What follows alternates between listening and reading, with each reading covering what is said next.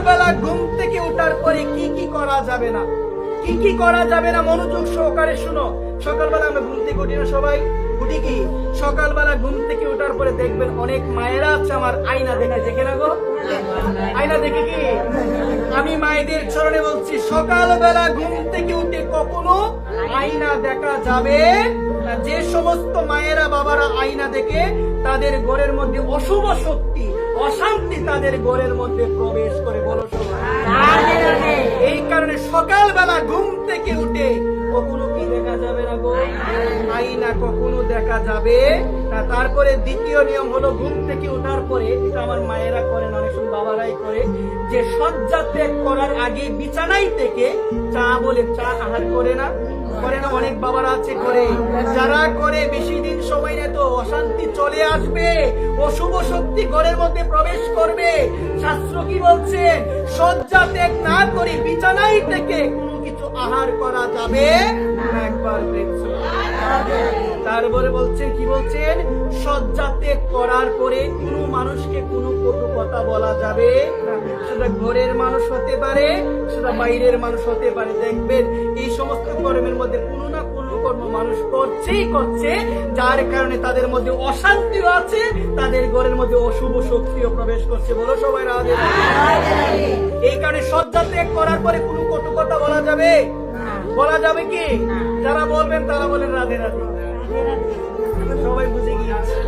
একবার ফ্রেন্ডস বলো রাধে রাধে, রাধে রাধে। তারপরে বলছি কি, সকালবেলা ঘুম থেকে ওঠার পরে যে 4টা কর্ম করতে হবে, এর মধ্যে প্রথম কর্মটাই হলো কর দর্শন করতে হবে। কি দর্শন করতে হবে? কর দর্শন করা যায় না? করাগ্রে বসতি লক্ষ্মী, কর মধ্যে সরস্বতী, কর মূলে গোবিন্দ। সকালবেলা ঘুম থেকে ওঠার পরে কর দর্শন করলে আমার লক্ষ্মীকে দর্শন করা হয়ে যাবে, আমার গোবিন্দকে দর্শন করা হয়ে যাবে, আমার সরস্বতীকে দর্শন করা হয়ে যাবে। বলো সবাই রাধে রাধে। সকালবেলা ঘুম থেকে ওঠার পরে করণীয় হলো করাগ্রে বসতি লক্ষ্মী, কর মধ্যে সরস্বতী, কর মূলের মধ্যে গোবিন্দ। সবাই দেখতে পারবেন, এটা অনেক ভাগ্য। জ্যোতিষ শাস্ত্রে অনেক মহিমা রয়েছে, আর আমাদের সনাতন শাস্ত্রেও অনেক মহিমা রয়েছে। ঘুম থেকে ওঠার পরে একবার তাকাও না, তাকানো যায় না মা? তোমার তাকানো যায় কি? পিছনের দিকে মেয়েদের আওয়াজ নাই।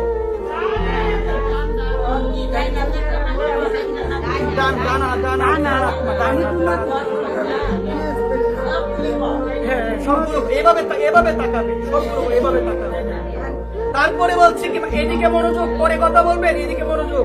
তারপরে বলছেন, প্রভাতে শয্যা ত্যাগ করে কি করতে হবে? গোবিন্দ দর্শন, রাধারানীর চিত্র দর্শন, শ্রী গুরুদেবের চিত্র দর্শন, কোন মহাপুরুষের চিত্র দর্শন করতে হবে। একবার কার চিত্র দর্শন করতে হবে?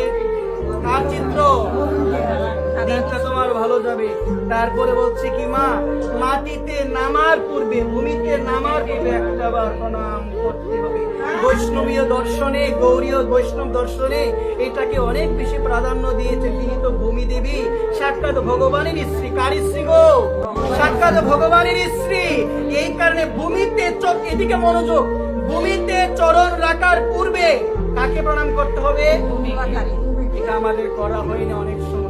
আমি সকলের চরণে ধরে বলছি, সকলের চরণে ধরে বলছি, মা কাকে প্রণাম করবে গো? মা ভূমি দেবীকে প্রণাম করবে, তারপরে তোমার শ্রীচরণটা ভূমির মধ্যে রাখবে। তারপরে বলছেন, সকালবেলা ঘুম থেকে ওঠার পরে নিজে প্রথমে কোনো জিনিস আহার করবে না। পারলে নিজের ঘরে যারা আছে তাদেরকে দেওয়ার চেষ্টা করবে, না হলে জীব জন্তু পশু পাখি তাদের দিয়ে তোমাকে কোনো কিছু গ্রহণ করতে হবে। একবার এটা করতে হবে।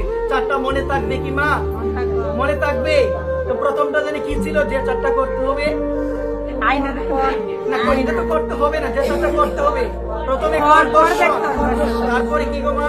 বিগ্রহ দর্শন, তারপরে ভূমিতে নামার পূর্বে ভূমি দেবীকে প্রণাম, তারপরে হচ্ছে নিজে কোনো জিনিস আহার করার পূর্বে কোনো জীব জন্তু পশু পাখি যারাই আছে তোমার ঘরের সদস্য বা অন্য কোনো সদস্য তাদেরকে দিয়ে নিজেকে গ্রহণ করতে হবে। একবার